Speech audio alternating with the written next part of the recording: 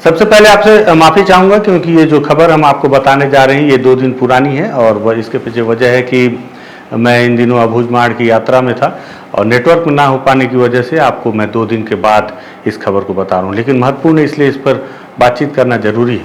दरअसल हुआ ये है कि अबूझमाड़ के जंगलों में एक बार फिर से माओवादियों को अबूझमाड़ में उस दौरान जब मानसून अपने पूरे शबाब पर है बारिश और उस दौरान जब माओवादियों के लिए काफ़ी अनुकूल हो जाता है जंगल का इलाका, उस समय जवानों ने उन्हें उनके गढ़ में घुसकर एक बार फिर से बड़ा नुकसान पहुंचाया। लगभग 48 लाख रुपए के 6 इनामी माओवादियों को मार गिराने का दावा पुलिस ने किया है और साथ ही साथ इस दौरान कैसी वहाँ के चुनौती रही और क्या वहाँ का माहौल था उस सब पर बातचीत करते हैं। जो लोग मारे गए हैं माओवादी उनकी प्रोफाइल क्या है, उन पर कितना इनाम था, माओवादियों को कितना नुकसान हुआ होगा, इस पर बातचीत करते हैं। नमस्कार, मैं विकास तिवारी हूं, आप बस्तर टॉकीज देख रहे हैं।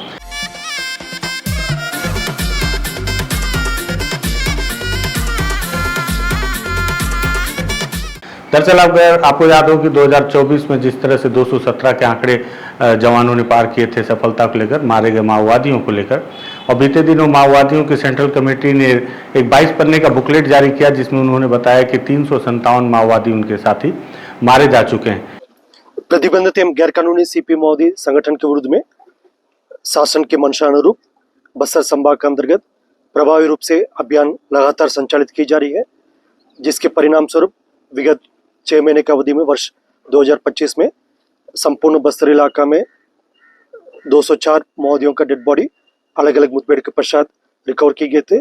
खासतौर पर नारायणपुर जिला का अबूझमाड़ क्षेत्र में सीपी माओवादी संगठन की जो सरगना बसवराजू सहित अनेक माओवादी कैडर का डेड बॉडी पूर्व में रिकवर किए गए थे।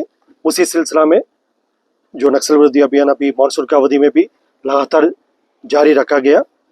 दिनांक 18 जुलाई को अबूझमाड़ क्षेत्र अंतर्गत माओवादी कैडर की उपस्थिति के सूचना के आधार पर DRG Narayanpur, DRG Kanker, DRG Jagdalpur एवं बीएसएफ और एसटीएफ का संयुक्त बल अभियान के लिए रवाना किए गए थे। अभियान के दौरान कल दिनांक 18 तारीख को लगातार प्रातः से लेकर अनेक बार माओवादी एवं सुरक्षा बल के बीच में रुक रुक कर मुठभेड़ होते रहा। मुठभेड़ के पश्चात इलाका के सर्चिंग में 4 महिला माओवादी सहित कुल 6 माओवादियों का डेड बॉडी रिकवर किए गए थे इन 2 सालों में। ठीक उसी तरह अब 2025 में भी लगातार ऑपरेशन चल रहा है और बीते दिनों बस्तराजी सुंदरराज पी ने भी इस बात का दावा किया था कि भले ही मानसून है और मानसून के दौरान अंदरूनी इलाकों में नदी नाले पूरी तरह से उफान पर होते हैं, ऐसे में उस इलाके में ऑपरेशन करना काफ़ी चुनौतीपूर्ण होता है, लेकिन जवान उसको लेकर मानसिक और शारीरिक तौर से पूरी तरह से तैयार है और पूरे मानसून भर भी ऑपरेशन को इसी तरह चलाया जाएगा जिस तरह दूसरे मौसम में भी चलाया जा रहा था और उसका परिणाम सामने है। जवानों ने 6 माओवादियों को मार गिराया जिन पर 8-8 लाख रुपए का इनाम घोषित किया गया था। इसको लेकर पुलिस ने एक प्रेस नोट जारी किया और उन्होंने बताया कि जो मारे गए माओवादी हैं और किस तारीख को ये पूरी मुठभेड़ हुई और ये घटना कैसी हुई। साथ ही साथ जवानों ने कुछ तस्वीर भी जो आप स्क्रीन पर देख रहे हैं वो दिखाया कि कैसे आप देखिए कि अबूझमाड़ के घने जंगल में कैसे बारिश के पानी में भी भीगते हुए जवान ऑपरेशन करके वापस लौट रहे हैं। पुलिस ने इसको लेकर बताया कि ये जो मुठभेड़ है दरअसल ये काकूर और परिया के बीच में पूरी मुठभेड़ हुई अबूझमाड़ क्षेत्र में। आपको याद हो कि 31 अप्रैल 2024 को भी इसी इलाके में एक मुठभेड़ हुई थी जिसमें 25 लाख इनामी जो माओवादी हैं जोगन्ना और उनके साथ में कुल 10 माओवादियों को मार गिराने का दावा पुलिस के जवानों ने किया था। ठीक उसी इलाके में मानसून के मौसम में भी जवानों ने इस बड़े ऑपरेशन को अंजाम दिया है। पुलिस ने इसको लेकर प्रेस नोट जारी करते हुए बताया कि जो 6 माओवादी मारे गए हैं इसमें पीएलजे प्लाटून नंबर 1 और 4 के महिला कैडर भी शामिल। साथ ही साथ पीएलजे प्लाटून क्रमांक 1 के कमांडर डिवीजन कमेटी स्तर के माओवादी राहुल पुनेम इस मुठभेड़ में मारा गया है जिसके पास एक AK-47 भी बरामद किया गया है और ये माना जा रहा है कि राहुल पुनेम के मारे जाने से अबूझमाड़ के इलाके में माओवादियों को एक बड़ा झटका मिला है क्योंकि उसकी वहाँ पर बहुत ज़्यादा पकड़ मजबूत थी और उसके द्वारा ही संगठन को मजबूती से स्थापित करने में मदद मिलती थी संगठन को।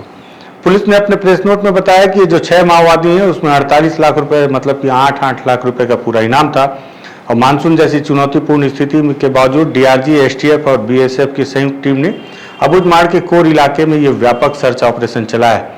साथ ही साथ पुलिस ने बताया कि मुठभेड़ स्थल से भारी मात्रा में हथियार, गोला बारूद बरामद किया गया, AK-47 और SLR जैसे राइफल, 12 बोर राइफल और 11 BGL लॉन्चर भी जो बरामद किए गए। परिया और काकूर ऑपरेशन में ये 6 माओवादियों के मारे जाने के बाद सिर्फ 2025 में अब तक 204 माओवादी मारे जा चुके हैं। 217 माओवादी 2024 में मारे जा चुके थे पूरे साल में, लेकिन अभी साल बीता नहीं है और 204 का आंकड़ा पार कर लिया है जवानों ने, जो सफलता के तौर पर देखा जा रहा है, एक नई ऊंचाई जवानों के तौर पर देखी जाए। इस पूरे ऑपरेशन में नारायणपुर, कांकेर, बस्तर और कोंडागांव जिले के डीआरजी जवान, छत्तीसगढ़ एसटीएफ, बीएसएफ की 129वीं, 133वीं और 135वीं बटालियन शामिल थी इस पूरे मुठभेड़ में। और साथ ही साथ ये जो पूरा ऑपरेशन है 18 जुलाई 2025 की दोपहर को ये ऑपरेशन जो है अबुझमाड़ के जंगल में काकूर और परिया के इलाके में किया गया और 19 जुलाई को सारे जवान जो है मारे गए माओवादियों के शव को लेकर वापस मुख्यालय तक पहुंचे थे।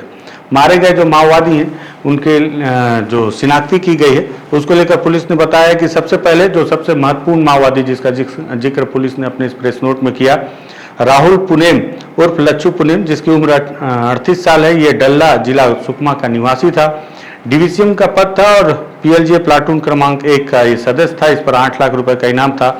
उंगी टाटी, इसकी उम्र 24 साल, ये सुरपनगुड़ा जगरगुंडा जिला सुकमा की थी। ये PLGA प्लाटून क्रमांक 1 की सदस्य थी। मनीषा, जिसकी उम्र 25 साल, ये भी थाना सोनपुर जिला नारायणपुर की निवासी थी। इस पर भी 8 लाख का इनाम था। PLGA प्लाटून क्रमांक 1 की सदस्य थी। टाटी मीना उर्फ सुमारी उर्फ छोटी 22 साल की थी, जिस पर 8 लाख का इनाम था। यह भी PLGA की प्लाटून क्रमांक 1 की सदस्य थी। हरीश 25 साल, कुड़ाम बुधरी 21 साल, इन दोनों पर 8-8 लाख का इनाम था और ये भी नारायणपुर और बीजापुर और नारायणपुर के रहने वाले थे। सभी माओवादियों के ऊपर 8-8 लाख का इनाम था और यही वजह है कि 48 लाख कुल इनाम की राशि मारे गए माओवादियों पर घोषित है। साथ ही साथ उन्होंने बताया पुलिस ने कि AK-47 1 नग, SLR राइफल 1 नग, BGL लॉन्चर 11 नग, 12 बोर राइफल 1 नग और BGL सेल 83 नग बरामद किया गया है। इसके अलावा भी अन्य विस्फोटक सामग्रियां बरामद की गई। पुलिस ने बताया कि जिस तरह से ये नुकसान हुआ है वो जो इलाका है, मैं आपको बताऊं कि टेकामेटा का जो इलाका है, मैं भी उसी इलाके से लौट कर आ रहा हूं। वहां से कुछ दूसरी कहानियां लेने गया था और उस दौरान ये मुठभेड़ हो गई थी और मैं नेटवर्क में नहीं था, जिस वजह से मैंने इस खबर को आपको बताने में देरी की है, जिसके लिए मैंने पहले ही क्षमा मांग लिया है। लेकिन अगर मुझे पहले पता होता तो संभवतः हम उस इलाके में जाकर ग्राउंड रिपोर्ट कर पाते। लेकिन वो इलाका बहुत ही ज़्यादा चुनौतीपूर्ण है, क्योंकि उसके लिए हमें सबसे पहले पखांजूर के इलाके से महाराष्ट्र में सीमा में प्रवेश करना होता है और महाराष्ट्र के बाद हमको कोटरी नदी पार करके टेकामेटा गांव, जहां हम पहले भी जा चुके हैं, और वहां से फिर हमको लगभग 7 पहाड़ पार करके वो काकूर के इलाके में पहुंचना होगा। अभी बारिश का समय है। जवानों ने जो तस्वीरें साझा की हैं, उन तस्वीरों को देखकर आप समझ सकते हैं कि वो इलाका कितना दुर्गम है और उस इलाके में चल पाना कितना कठिन है। देखते हैं, हम कोशिश करेंगे कि कब हम इस ग्राउंड रिपोर्ट को कर पाते हैं। और 204 का आंकड़ा पुलिस ने पार कर लिया है मारे गए माओवादियों के शव को लेकर, और साथ ही साथ में जिस सफलता और बिना किसी नुकसान के सफलता मिल रही है, इसको लेकर हालांकि माओवादियों की तरफ से अब तक कोई प्रेस नोट जारी नहीं हुआ है और ना ही किसी ने इस पर कोई आरोप लगाया है, जिससे कि अभी तक तो ये माना जा रहा है कि मुठभेड़ सही है और इस मुठभेड़ में जो मारे गए माओवादी हैं वो हकीकत में ही माओवादी होंगे। अब आपको लगता होगा कि जब भी मुठभेड़ होती है तो मैं इस तरह से की बात क्यों करता हूं, क्योंकि आदमी दूध से जब जला होता है तो वो दही भी फूंक कर पीता है। बीते दिनों इंद्रावती टाइगर रिजर्व में जिस तरह से मुठभेड़ हुई और उसमें महेश कुड़ियाम, जो कि एक स्कूल का रसोइया था, उसे भी पुलिस ने हालांकि आखिरी तक माओवादी ही माना है, लेकिन मेरे पास जो साक्ष्य मिले हैं उसे देखकर मुझे लगता है कि वो माओवादी नहीं था।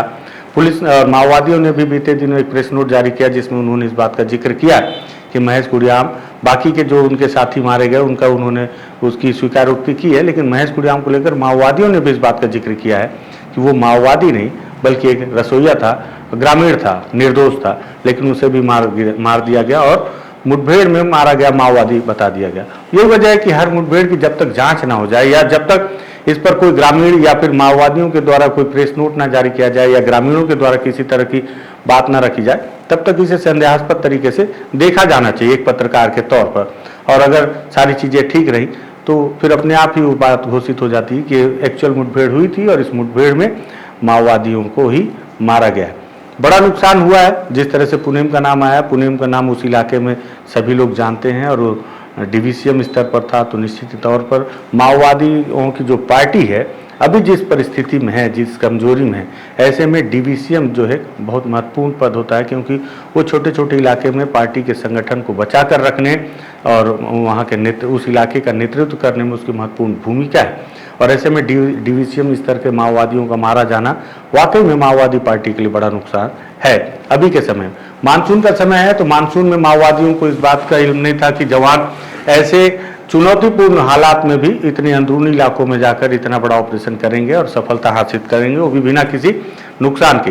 ये इसको लेकर माओवादी भी अचंभित हैं, स्वयं मान रहे हैं कि अभी उनकी परिस्थिति बहुत ही खराब चल रही है, जिसका जिक्र उन्होंने बीते दिनों अपने बुकलेट में किया। बड़ी सफलता थी, इसलिए 2 दिन लेट से इसे मुझे लगा फिर भी अपने दर्शकों को इस जानकारी से रूबरू करना चाहिए, इसलिए हमने आपके लिए वीडियो तैयार किया है। पसंद आया तो शेयर कीजिएगा, बस्तर टॉकीज को सब्सक्राइब कीजिएगा। धन्यवाद।